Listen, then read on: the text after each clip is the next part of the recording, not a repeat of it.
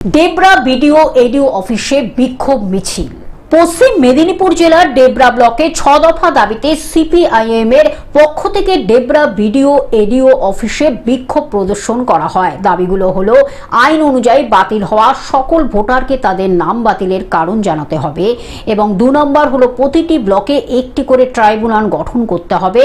Voter তালিকায় নাম না থাকার কারণে সরকারি সুযোগ সুবিধা থেকে বঞ্চিত করা যাবে না এবং সকল যোগ্য নারীকে অন্নপূর্ণা যোজনার আওতায় আনতে হবে।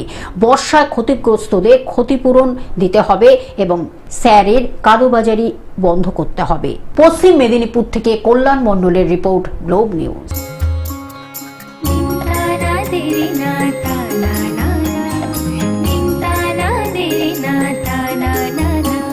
পাশে সবার প্রিয় গ্লোব টিভি, সাথে সবার প্রিয় গ্লোব টিভি।